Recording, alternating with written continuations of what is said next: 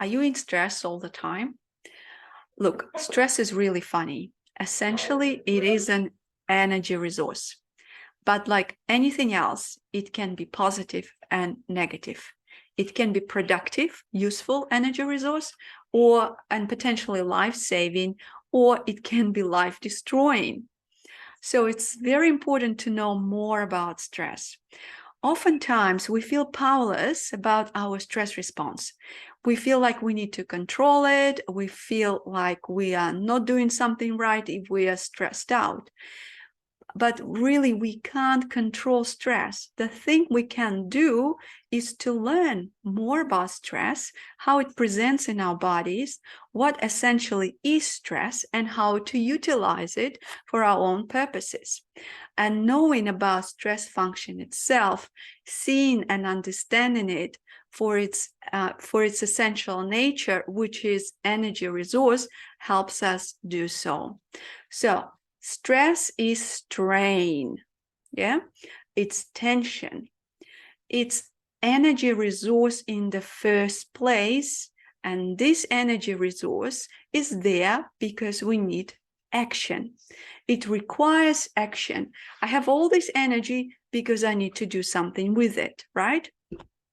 Now, we can use stress both ways. We can use two ways to deal with this energy. We use stress. I will call it acute stress.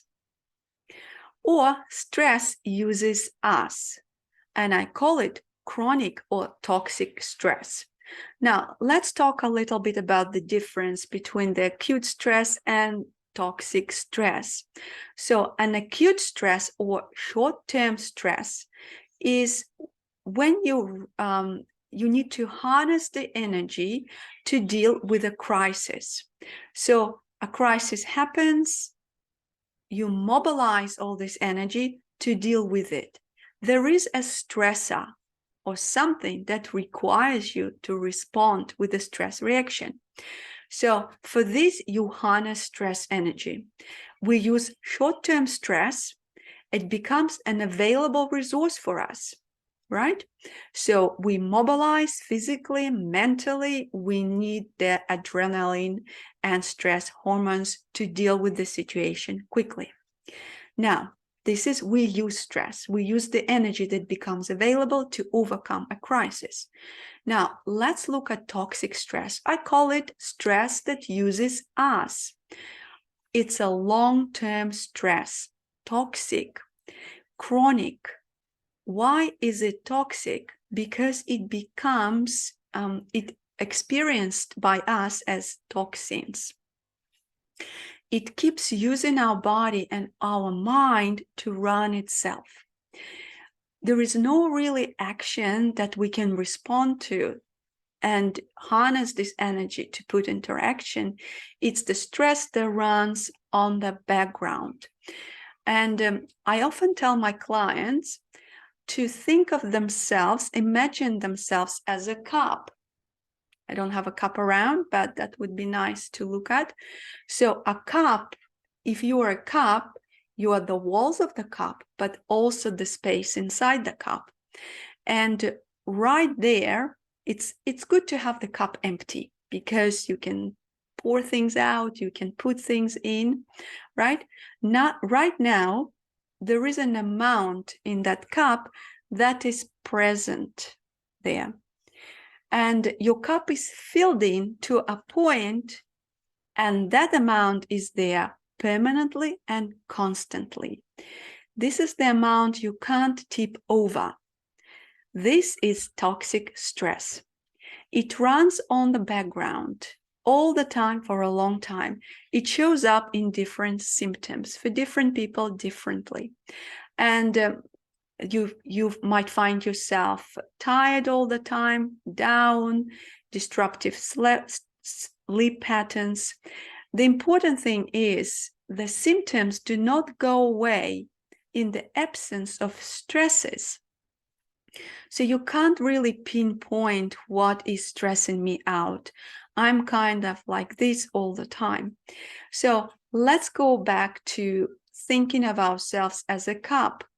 and thinking about the amount that's permanently there in the cup, ask yourself, how much is permanently there now?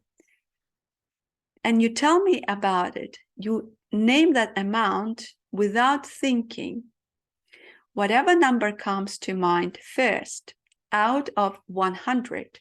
So your cup with the walls and the space between the walls, and all of this is 100%. Now, how much of the cup is permanently filled in? And let the answer come to you. Some of my clients say 60, 70, 80% of the cup is filled in. And I'm going to trust this answer because their bodies know.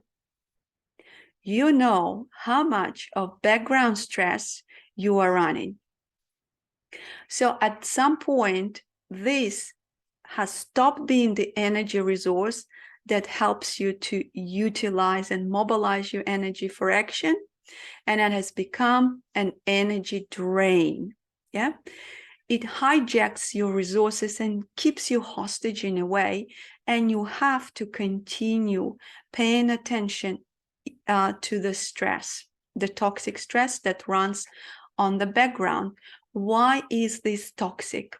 Because it fills you with toxicity. It causes inflammation and many other physical and emotional symptoms. So again, what is chronic stress?